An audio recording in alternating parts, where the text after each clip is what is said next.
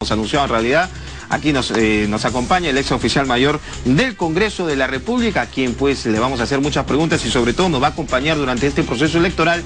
Congresistas que en estos momentos ocupan cargo de ministros, como el señor Freddy Otárola, ministro de Trabajo, bueno, Ana Jara, que es premier, y también la ministra de la Mujer, Carmen Omonte. Esto está permitido. Totalmente. Los ministros pueden por un momento salirse de su función de ministros y ejercer su derecho. Sí, ellos gozan de licencia para ausentarse de las sesiones del Congreso, pero nada le impide que puedan retornar en el momento que ellos crean pertinente para una elección, para participar en algún debate o para alguna votación importante. Eso es correcto, está muy bien eso. Pero esto no puede ser mal utilizado. Por ejemplo, como ministro uno tiene otras alternativas, otras funciones, incluso durante un discurso, no se sabe, inaugurando alguna obra, puede también un poco favorecer a una lista de oposición oficialista. Claro, podría interpretarse de esa manera, pero por encima de ello, que es una realidad también, y legítima, porque ellos pertenecen a una agrupación política, el reglamento de la Constitución establece ningún tipo de impedimento para eso. Bien. Muy por el contrario, la Constitución autoriza que pueda ejercer la función de ministro de Estado un congresista de la República. Bien, ¿cuál es el orden? ¿Cómo se define el orden? ¿Es por justamente orden alfabético? ¿Quiénes son los que primero votan? Vota primero la mesa directiva y enseguida empiezan a votar los parlamentarios en orden alfabético, ¿no? En orden alfabético. Para ello, cada quien está recibiendo una cédula de votación que previamente ha sido firmada por los escrutadores. Solo se firman las cédulas en el número igual a los parlamentarios que asisten a la sesión, ni más ni menos. Eso es lo que le iba a decir. ¿Qué pasa si un congresista llega después de que se ha pasado lista? No hay problema. Al finalizar el proceso de votación, el presidente va a anunciar y va a contar el número de cédulas que se han efectuado, y ahí recién va a establecer, han votado tantos señores congresistas, para que gane una lista tendrá que ser tal número de congresistas, ¿no? Sí. Es totalmente reglamentario que los parlamentarios ingresen en el transcurso del proceso de votación. Ahí vemos, por ejemplo, que están mostrando, ¿no?, algunos congresistas ya su decisión en la cédula, no respetando pues lo que dice el reglamento de mantener el voto secreto. Es que imagínate, pues, que ese hecho que muestren, ¿no?, deslegitima la naturaleza que tiene esa votación secreta. En todo caso, si los parlamentarios quieren que el voto sea público en ese tipo de elecciones, tendrían que modificar pues previamente el reglamento del Congreso y utilizar el tablero electrónico. ¿Para qué perder tanto tiempo de 2 horas si van a comenzar a mostrarlo? Claro que sí, es el momento.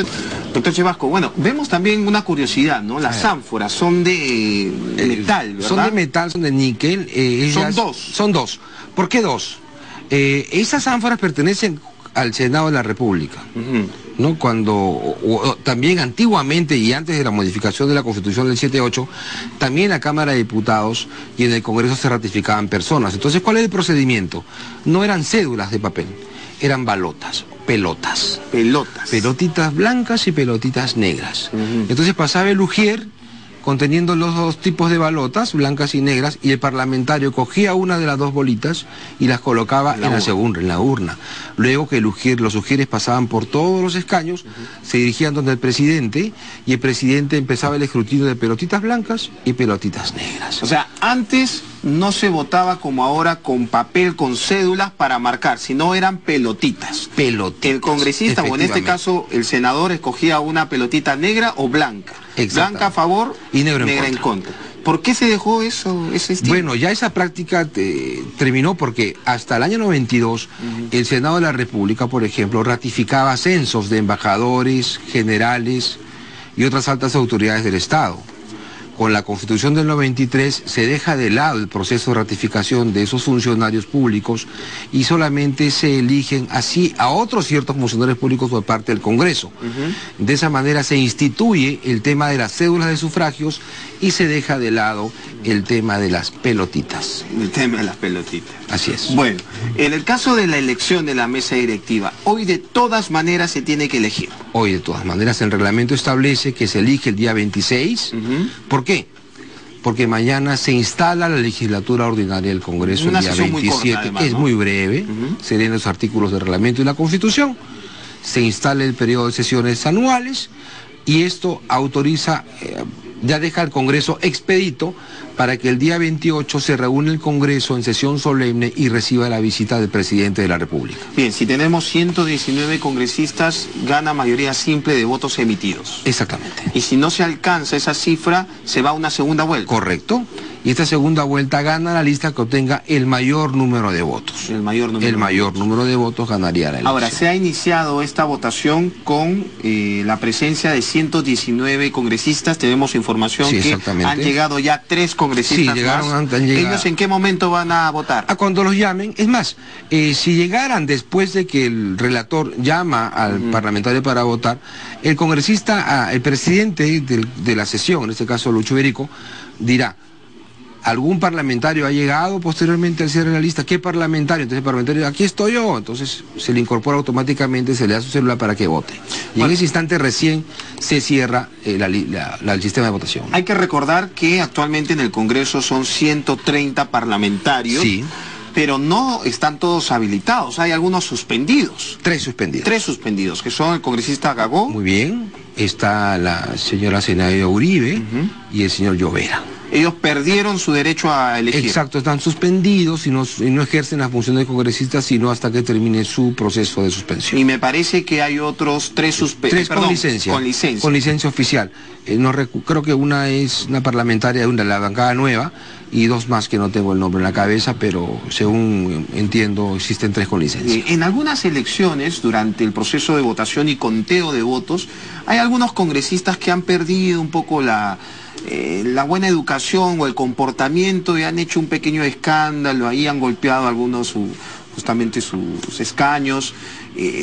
¿Puede ocurrir que se suspenda la sesión? Claro, cualquier acto que invalide el normal proceso de una sesión plenaria, el presidente del Congreso puede hacer leer los artículos del reglamento, llamar al orden al parlamentario o los parlamentarios que están generando el desorden y aplicar lo que establece el reglamento, y podría suspenderse una sesión.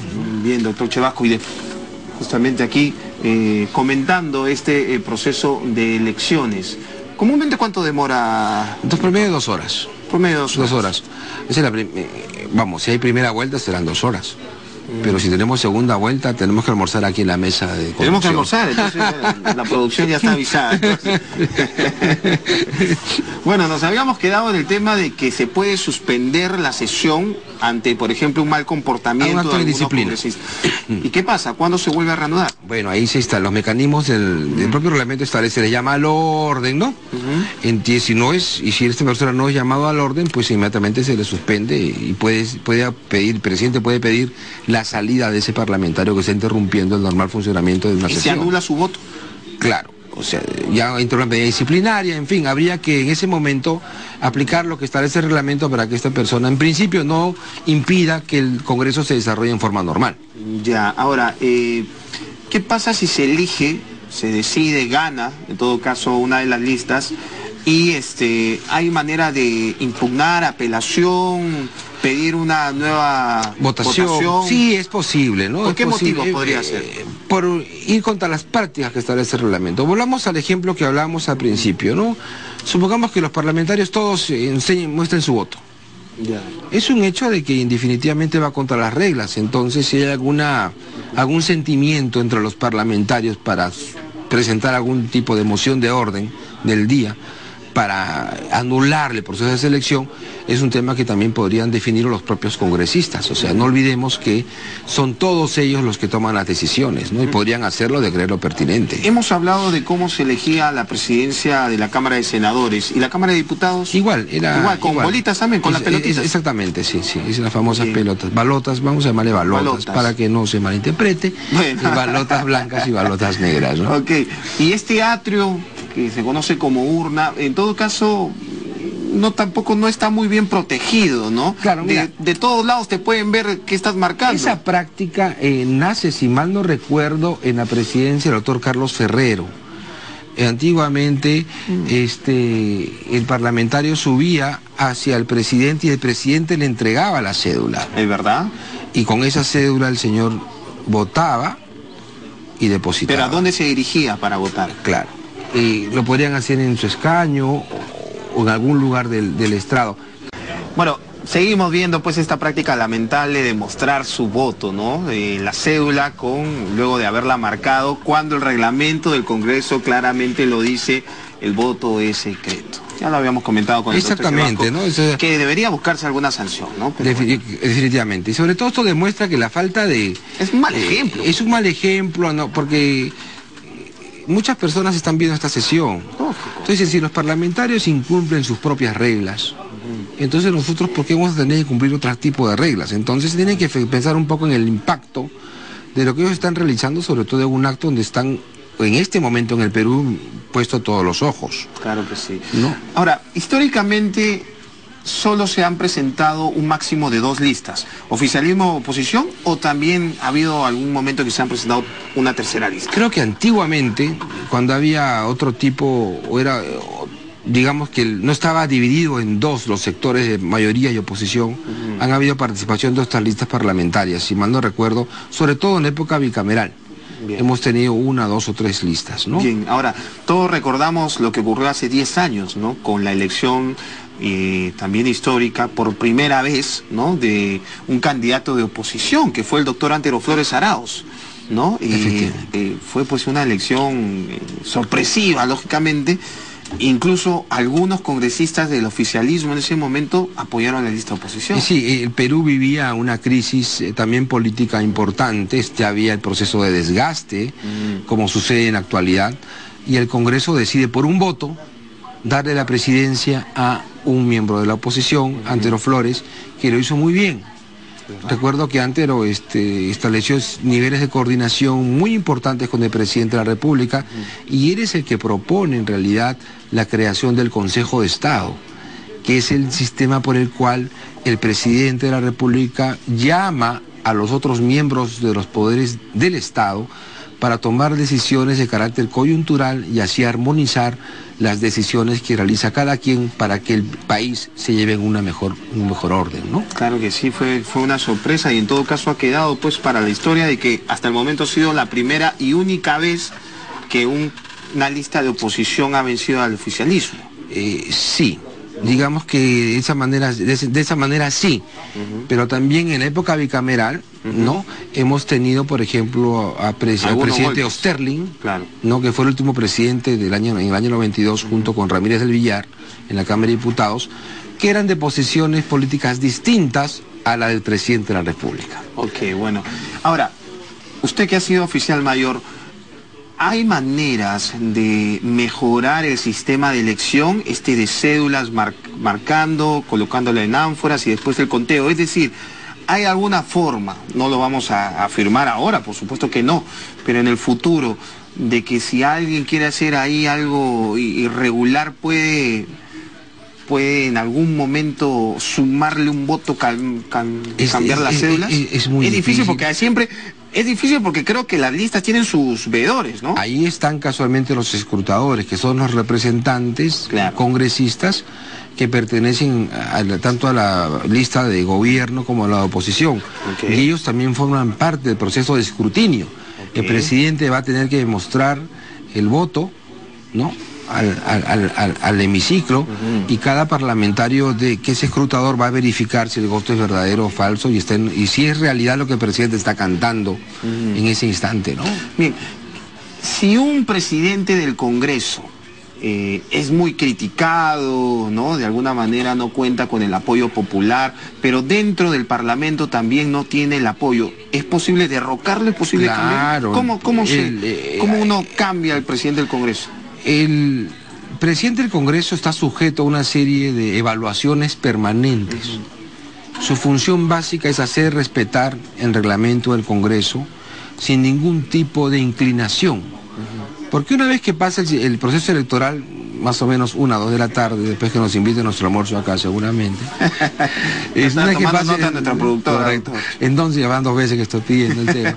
Entonces, una vez que pase todo ello, ya el presidente electo se olvida de la elección y se convierte en un presidente para todos.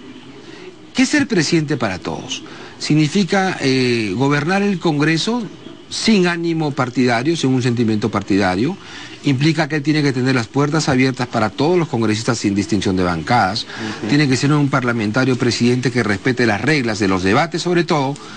Y ello evitará que él en algún momento podría ser censurado, que fue lo que es tu pregunta. ¿La censura es posible? Sí es posible la censura. Es posible. No he escuchado mal, Solidaridad Nacional y Unión Regional tienen candidatos en la dos listas, así que van a ganar sí o sí, ¿no? Y aquí conversábamos con el doctor Chevasco que también pues esto es algo, ¿no? No es pues normal, ¿no? No es normal. No es normal, pues, ¿no? Así que O sea, se ha dado pues lo que todos quieren, pues, ¿no? Yo apuesto a los dos. O sea, ganador de todas maneras. El juego ganador. ¿No? Sí, pues eso, pero como hemos dicho, desnaturaliza lo que es la esencia del grupo parlamentario. Y además... Y la unidad, ¿no? ¿Qué debe haber? Y además, a ver, doctor Chevasco, vamos a hablar claro. Si usted fuera candidato a la presidencia del Congreso... Muchas gracias. ¿No? Y ve que la lista opositora hay un miembro de Solidaridad Nacional y viene otro de Solidaridad Nacional y dice, yo también postulo por ti. Oye, ¿qué pasa, pues? Claro, pónganse de acuerdo, ¿no? Eso también ha debido partir por los propios líderes de lista. Sí, eso debió partir para mantener ese orden. Y sobre todo, yo soy un crítico y lo que defiendo siempre es la institucionalidad del Parlamento. Y creo que los parlamentarios deben ser los primeros en cumplir con las formas, porque la forma guarda el fondo de las cosas. Y ya lo había dicho además la congresista Lourdes Alcorta a través de un tuit, ¿no? Y sus comentarios diciendo, ustedes no se imaginan lo que están haciendo los grupos parlamentarios para conformar estas listas. O sea, todo está permitido. O sea, daba a entender de que están cayendo pues en cualquier cosa para poder presidir el Congreso y eso también pues, ¿no? Claro, o sea, la pregunta es, ¿y por qué tanto interés en eso? ¿Por qué el deseo de ser un vicepresidente? Hay una desesperación en algunos, me parece. Al menos es lo que transmiten los congresistas que lo declaran así. No son palabras nuestras, son palabras de los propios parlamentarios que lo denuncian. Y mira, Gerardito, este tema de elegir mesas directivas cada año es una pérdida de tiempo y de todo. ¿Por qué? ¿Por qué? Porque cada año hay que elegir mesa directiva. Es un desgaste. Ya estamos 4 horas acá sentados para ese tema. Y 4 horas también ellos. Okay. En segundo lugar, tienes que reconformar las comisiones ordinarias del Congreso. Y ese proceso de formar comisiones demora, sin mentirte, por lo menos 30, 40 días. 30, 40 días. Porque viene el tema de las conversaciones, se han modificado las proporcionalidades de los grupos, a raíz sobre todo de esta creación del Grupo Parlamentario Nuevo, Dignidad y Democracia. Claro, Gana Perú ya no va a tener pues la mayoría de presidencias de comisiones. Ya no, todo va a ser proporcional. Luego que eliges a las comisiones en el Pleno, luego de un proceso de negociación político, vienen una semana para elegir al presidente de la comisión nuevamente. O sea, cada año el Congreso tiene que consumir de su valioso tiempo, ponte 40 días en todo esto. 40 días por 5 años son 200 días. Wow, y 200 días al agua. Bueno, o que se podrían evitar. Que se podrían evitar si es que elegimos una mesa directiva y las propias comisiones por lo menos para 2 años y medio. Para 2 años y medio. Para 2 años dos elecciones cada periodo. Claro, entonces nos veríamos tú y yo, Gerardo, la carita recién después de 2 años y medio. Pero esto definitivamente va a ayudar a que el Congreso tenga mejor estabilidad, mejor orden de trabajo, se puedan planificar las cosas y creo que todos ganaríamos con esa modificación. Y otra cosa además que ocurre en la conformación de los integrantes para las comisiones en el Congreso es que no hay especialistas, ¿no? O sea, la Comisión de Salud la integra alguien pues que muchas veces ni siquiera tiene profesión. Exactamente. ¿No? ¿Y qué puede entonces aportar para la salud del país si no conoce el tema? Claro. Y es el azar un poco el que nos lleva a cada 5 años a decir, y ahora tenemos 130, ¿y cuántos son médicos? ¿Cuántos son ingenieros? Entonces, ¿qué pasa?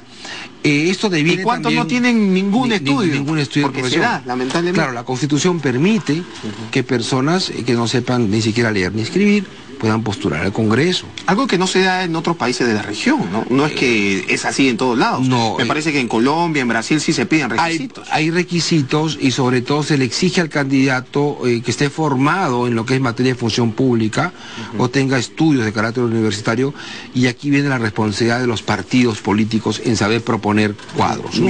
Carlos, muchas gracias por el pase, doctor Chevasco. ¿Qué puede Bueno, ahí lo que tiene que demostrar es que efectivamente el voto equivocado y roto, mostrarlo, devolverlo, para que nuevamente se pueda autorizar un voto nuevo. Pero él no lo tiene en la mano. Ahí está el voto. Ahí está devolviendo. Ahí lo está mostrando, lo está rompiendo, claro, lo está terminando de romper el oficial mayor. Y allí recién se le va a dar un voto nuevo. No sé si en este momento o quizás esperar al final de la votación.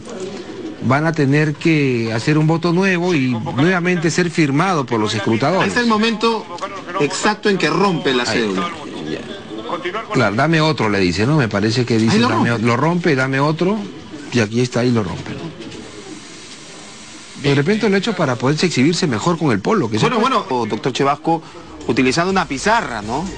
Imagínate, sí, ese sistema también fue institucionalizado en los años 2000, año 2000, 2001, 2002. Porque no le creía. Precisamente por desconfianza. Entonces el presidente, ¿qué hace? Decide poner una pizarra y cuando el presidente, en este caso Iberico, cante cada voto, habrá un funcionario del Congreso que pondrá un palito. Un palito. En cada lista. Y al sumar los palitos, ya se sabrá transparentemente el resultado de la elección. Ok. Iba a ser como la final de la Copa del Mundo. En realidad, la emoción, la expectativa es grande en estos momentos en el Congreso de la República, un final de fotografía. La primera vuelta ha sido ganada contra todos los pronósticos por la lista de oposición Javier Bedoya, 55 votos, y Ana María Solórzano, 53 votos, solo por 2, ¿ah? Empate. 2. La lista de Ana María Solórzano ha ganado de manera ajustada, 59 votos a 57. 57 votos entonces para la lista número 1 de Javier Bedoya de Vivanco y 59 para la lista número 2 de Ana María Solórzano. Solo hubo 4 votos en blanco, es decir, 6 menos. ¿Quiénes cambiaron de opinión? De alguna manera, doctor Chevasco, ¿cómo está? Nuevamente, lógicamente. ¿Se filtran después quiénes cambiaron de opinión? Sí, siempre se llega a saber. Además, las matemáticas políticas, por llamarlo así, siempre son transparentes, ¿no? Si hacemos un análisis de cómo han migrado los votos de blancos a alguna de las listas, podemos saber de dónde pueden haber salido estos votos. Además que tampoco en esta votación segunda ha habido pues votos viciados. Algunos hechos que han marcado la atención en esta sesión para elegir a la mesa directiva. Primero, el momento en que Yehude Simón rompe su cédula, porque aparentemente se equivocó al marcar y tuvo que permitírsele votar otra vez. Después el tema de Jaime Delgado, esto que ha transcurrido de que habría renunciado a Gana Perú, tanto así de que no participó de la elección para darle el voto a Ana María Solórzano. Y lo tercero, las críticas a Víctor Andrés García Belaúnde en las redes sociales respecto a que aparentemente su bancada fue la que finalmente le dio el espaldarazo al oficialismo. Así es. Y sobre todo este año legislativo, al menos los primeros meses van a ser un año de bastantes negociaciones de carácter político. Ignoramos las razones por las cuales hayan mutado votos de un lado a otro, la creación de esta nueva bancada de Dignidad y Democracia y la disidencia de algún otro congresista del partido de gobierno para otra agrupación, implica que va a ser un año bastante complicado para poder organizar el Congreso. Esto se va a materializar dentro de poco para la conformación de las comisiones y esperemos pues que la nueva presidenta del Congreso, a la cual saludamos y yo saludo en forma personal desde aquí, haga una buena labor de coordinación y de ser una buena pivot para poder manejar bien el Parlamento Nacional. Bueno, y vamos a ver pues cómo es el discurso de la presidencia, o sea, lo que toca acá. ¿Toca un discurso, un breve discurso? Sí, toca un breve discurso de agradecimiento seguramente, porque el día de mañana, cuando ella instale las sesiones anuales, dará su discurso de orden y veremos cómo va a plantear su plataforma de gobierno para este año. Bien, ahora, viene a continuación la ceremonia para que jure en el cargo a Ana María Solórzano como presidenta del Congreso. Sí, lo que toca es que el presidente en este momento, el presidente de la sesión de elección, va a dar el resultado oficial de la votación los escrutadores van a firmar esa acta de resultados y va a invitar a la presidenta, a la nueva presidenta del Congreso a tomar el juramento de ley. Se le está invitando justamente, vamos. Sí, juro. Si así lo hace, que Dios y la patria la premien, sino que él y la nación se lo demanden.